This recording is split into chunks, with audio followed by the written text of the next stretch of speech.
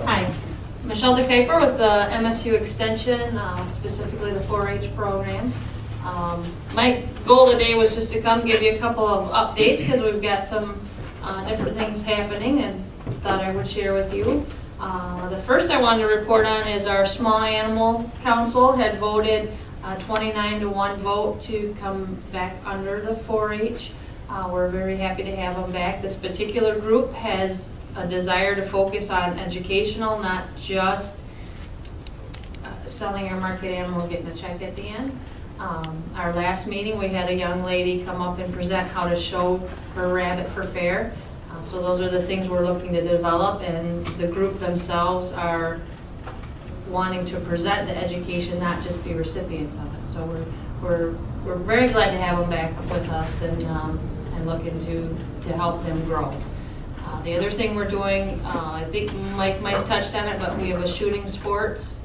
I have 3 leaders who are now certified to do the shooting sports, and they're starting to work to create a committee or a council that will help oversee Mason County. The reason is that they're looking at about 50 kids coming on for that have just talked to them and spoke to them and are excited. Everybody I talked to about it, oh, that would be really great. So that one's just kind of getting ready to get started. We're really excited that is going to take off and grow the program. It's certainly a new area for us. We haven't had this before, and I think it'll be a great addition to what we're currently offering. So we're excited to get that going. The certification, unfortunately, is once a year, so I got my 3 started, but with the 50 kids, they're kind of going. So we'll work to bring on some additional leadership there too as well to help balance that out, because they'll need some help with that many kiddos. But we're pretty excited about that.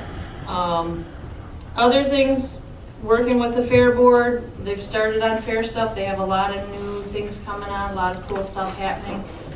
So we're going to work with them to do a newsletter to all their exhibitors, put some 4-H news in there and that kind of thing. So we're pretty excited that partnership is building and getting stronger, and I'm glad to see that happening. If you haven't been in their meetings in a while, they're just a lot more energized this last few meetings, and like I said, they're bringing a lot of new things to fair, so that's a pretty exciting area too. I think we'll have a good fair year this year. That's all. Unless there's any questions. Michelle, how many kids additionally does the small animal group bring? There are probably about 15 or so kids in there now. So we're hoping to promote that educational piece and get some more folks outside of just those who want to market into that council. That's our goal. You folks have been doing a great job. Thank you. Thank you. Thank you, Michelle. Thank you. Is there anybody else that would like to speak in public comment? Thank you. Our next item on the agenda is a presentation from Mr. Bill Bailey on Agenda 21. Thank you, folks. Thank you, commissioners. First off, as I go through this, I'm not being accusatory. It might sound like I'm at anybody in there. We all live in the same community. I'm just giving you what I know. Before I start, you don't mind if I stop, do you? I got a pile here. Before I dig into United Nations Agenda 21, I'd like to quote our founding fathers regarding private property rights, because that is what Agenda 21 is about. It's about the taking away of our constitutionally protected private property rights by an international body that's not friendly to those rights. Quoting John Adams, he said, "Property must be secured or liberty cannot exist." He also said, "Property is surely a right of mankind as real as liberty." James Otis said, "One of the most essential branches of English liberty is the freedom of one's house. A man's house is his castle." Samuel Adams said, "Among the natural rights of the colonist are these: first, a right to life; secondly, to liberty; and thirdly, to property, together with the right to defend them in the best manner they can." And lastly, George Washington said, "Private property and freedom are inseparable." Indeed, the founders knew how priceless private property rights were, They had suffered under the tyranny of the crown, and they knew how important it was to allow and protect individual private property rights in the new America they would build. America is different in that way from the rest of the world. We are founded on the idea that private properties and civil liberties are paramount to anything. That the people rule the government doesn't rule the people. And I would like to quote now a couple quotes, modern day quotes from those implementing Agenda 21 here in our time. This starts out, the American system of justice must be changed to conform to that of the rest of the world. And there must be a shift in attitudes. Individual wants, needs, and desires are to be conformed to the views and dictates of government planners in the process of implementing sustainable development. Individual rights will have to take a back seat to the collective. That was said by Harvey Rubin. He's a public official at Miami-Dade County Clerk of Courts. He delivered that statement in 2002 at the 10th anniversary of the UN Agenda 21's rollout held at the Earth Summit in 2002 in Johannesburg, I think Africa. This was written in a report at a 1976 UN conference in Vancouver, British Columbia. Land cannot be treated as an ordinary asset, controlled by individuals and subject to the pressures and inefficiency of the market. Private land ownership is also a principal instrument of accumulation and concentration of wealth, therefore contributes to social injustice. By the way, Karl Marx was the original one that coined the phrase social justice. So moving on, how did Agenda 21, i.e. sustainable development, end up in Michigan, more specifically here in Mason County? I should quickly mention that the term sustainable development originated in a 1987 document titled Our Common Future. It was a report produced by the United Nations World Commission on Environment and Development. The document was authored by Gro Harlem Brundtland, who was the vice president of the World Socialist Party. The term sustainable development was officially introduced at the United Nations Earth Summit held in Rio in 1992 in a document titled UN Sustainable Development Agenda 21, Agenda 21 meaning the agenda for the 21st century. In 1992, George H.W. Bush attended the Earth Summit at the United Nations meeting in Rio de Janeiro. He signed America onto Agenda 21 in 1992. But it was built, and I should mention, this isn't a partisan issue. This is liberal or conservative, Democrat or Republican. This is being administered throughout America from both sides. So I'm not picking on any particular party. He signed America onto Agenda 21 in 92, but it was President Clinton in 93 who decided to run with Agenda 21, thereby planning to implement Agenda 21 sustainable development across America. In 1993, President Clinton created the President's Council on Sustainable Development. President Clinton began to administer Agenda 21 in 1993 by granting the American Planning Associations millions of dollars to write a land use legislative outline, a blueprint for every municipality in the U.S. to use. The document is titled Growing Smart Legislative Guidebook with Model Statutes for Planning and the Management of Change. It was completed in 2002. Then in 2003, Jennifer Granholm was returning from a governor's council meeting on this planning. And by executive order, she created a temporary commission called the Michigan Land Use Leadership Council. Their sole purpose was to craft land use recommendations based on Agenda 21.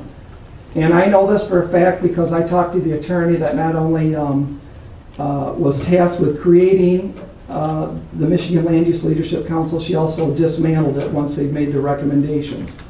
And she said point blank, it was to administer Agenda 21, we're for it, and we want to see it throughout Michigan. So from there, it was funneled into our local communities through the Michigan Planning Association, along with non-government organizations such as Williams & Works and Lee out of Traverse City, and there's other groups as well. These are two I'm familiar with. They are companies that not only believe in sustainable development, but profit from implementing Agenda 21 in local communities. I should also mention a few names that Agenda 20 goes by, because it's never called UN Agenda 21. Obviously, sustainable development, wildlands projects, anything with the keywords visioning, sustainable or 21st century, green zoning, going green, green building codes, smart growth, and lastly, the newest word being used is resilient communities, resilient planning, resilient cities. Our prior master plan to the one we currently have was quite clear. This is the Mason County master plan. When it said smart growth, based on recommendations by the Michigan Land Use Leadership Council. That was in bold print on like the first page. Our current master plan is just as clear when it mentions 21st century Mason County, as well as Mason County has become a true reflection of sustainability. It is Agenda 21, and that is why I'm here, to talk about our constitutionally protected private property rights and why implementing Agenda 21 in Mason County, let alone around the country, has violated both the 5th and 14th Amendments. The taking clause of the 5th Amendment says private property owners will be justly compensated when government takes away their private property. Private property owners here in Mason County were severely financially damaged by Agenda 21 being administered here in Mason County, whether by a zoning change, for instance, Cameron Brothers, Dan Cameron's a good friend of mine, they rezoned him from commercial, like R1 to R3, which is basically a residential zoning, and the financial impact to him is probably $20,000 to $30,000. And I should mention, by law, to meet the statute, all the planning commissions have to do is run a little tiny ad in the newspaper for a few days, and they gave public notice. I'm working with Greg McMaster to put forth a bill, along with Ray Franz, that they have to give written notice by certified mail. Like, they can find the money to mail out tax bills. If they're going to change someone's private property rights, they can at least send them a letter saying you're going to lose your development rights, or we're making a change in your zoning or whatever, and we're putting you on notice and we'd like you involved in the process. So that's the 5th Amendment. Moving on to the 14th Amendment, it guarantees all of us due process along with equal protection under the law. The Due Process Clause prohibits state and local government officials from depriving persons of life, liberty, or property without legislative authorization. The Equal Protection Clause requires each state to provide equal protection under the law to all people within its jurisdiction. In short, we the people were never told that Agenda 21, smart growth, was going to be implemented here in Mason County. We should have been told. I can tell you that it's not uncommon for the commissioners in a community to not know about this. The planning commissions and the zoning work in their area, and they like to use friendly words. We're doing sustainable development for the community without learning exactly what you're being sold. So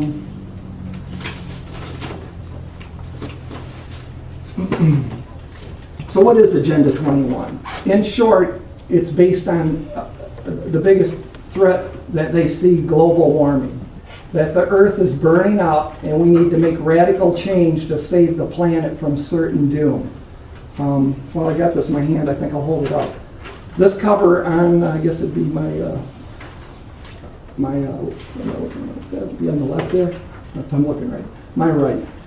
That's a Time magazine cover from 1977. I'm old enough to remember this. I was young, in school in Scottville. Said, prepare for the next coming ice age. 51 things you can do to make a difference now. So they were convinced there was a second ice age coming and we were going to freeze to death. Then this is Time magazine in 2006, and there's a couple different covers. One shows a polar bear walking and it's bare ground. This one shows an egg frying on a pan. Says global warming, get ready, we're going to burn up. It's imminent. And I should mention that since 2006, when the science came out to disprove global warming, that's when the name change went to climate change. It was always global warming until the math didn't work out, so now it's climate change. And I might argue that we've been under climate change since the day God created Earth. The idea that they can, temperature records are skewed. We didn't keep exacting records going back, so many years. I think in the last 20 years, the global temperature has shifted upwards 0.11 degree. I think that's well within the normal limits. Arctic ice Arctic ice, sea ice hits 35-year record high. I don't think this winter, I think the Great Lakes, it was a record ice on the Great Lakes this winter. And some of the people that were for this, behind this global warming push are now leaving. One of the founders of Greenpeace, which is probably as radical environmental movement as you can find, quit. He said, the math isn't there. He goes, I'm a realist. They have to prove to me that there's global warming. He goes, there's not a shred of evidence that it's man-made. And he said, these people in my group, Greenpeace and others that believe in it, are dogmatic about it. He actually said they were a cult, and he quit. Another dissenter, geoscientist and former UN consultant Dr. David Keir, K-E-A-R, declares warming fears based on unfounded scientific beliefs. And there's several of them. No global warming at all for the last 17 years, 9 months. Here's the Time magazine cover with the polar bear. So the idea is that there's a crisis, isn't it? And this is really what it comes down to. I believe it's a fabricated crisis, and the way you really get radical change and do things you can't normally do is that we have to do it. If we don't do this, the planet's going to burn up and humanity's going to go away.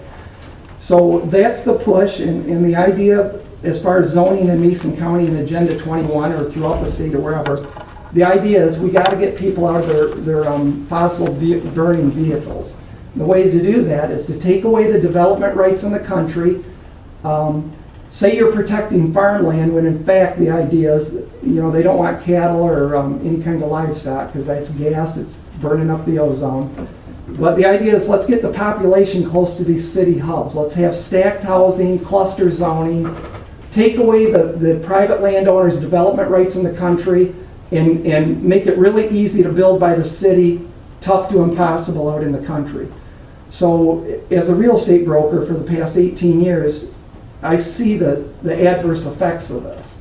And just to give you a couple examples, one might be that you have 20 acres on Lake Michigan, walk out frontage and you say, Bill, what's it worth? And I'm just pulling figures out. I'll say, you know what, this is worth $3 million. But if we sell this in 100-foot lots, you get $10 million, and this is desirable. This will probably sell as quick as I can sell it in the whole piece. Agenda 21 comes in and they clip that owner of his development rights. Well, they just cost him millions of dollars and they're not writing him a check for it. They're not paying for that damage. And I should mention, I sit on a planning commission now in Antrim County where we don't have zoning, and we're going to administer our master plan without using zoning. But Jim Gurr is the fellow's name, and he's been instrumental in fighting private property rights for a good part of his life. Years ago, and this is disturbing, the state of Michigan hired attorneys, and they sent them out to the communities and the local governments to teach them how far you could go in taking away your citizens' private property rights without violating the Constitution. And the definition he gave me, or the example he gave me was, they showed them how to bend their citizens' arms behind their back just to the point of breaking them without breaking them and holding them there. Mr. Bailey? Yeah. Can we wrap this up? I can, am I close? 15 minutes. All right. I do have a resolution to protect private property rights along with House Bill, a copy of House Bill 5323 I can give you. You can send that through the Mason County Administrator. Yep, and I'll finish with the with Williams and Works, one last tidbit. This was the survey that was sent out to the people. These questions were written, which I didn't realize, by the Planning Commission. I think Fabian told me. I thought Williams and Works wrote them, but Williams and Works, who is redoing our master plan, was the same people that did the survey and there's the same pushers of Agenda 21. And I called on this survey because they wanted public comments. I talked to Lynn Wells. She said it was sustainable development, and she got huffy with me, just this is for your knowledge. She said sustainable development's the way of the future, and if you don't like it, you should leave the country. That was the Williams and Works employee, so this, I want to get that. You bet, thank you. Here is some handouts. This is House Bill to protect private property rights 5323, which is circulating. And I have a copy of a proposed resolution to protect private property rights in Mason County that would maybe have to be redrafted, but that's an example.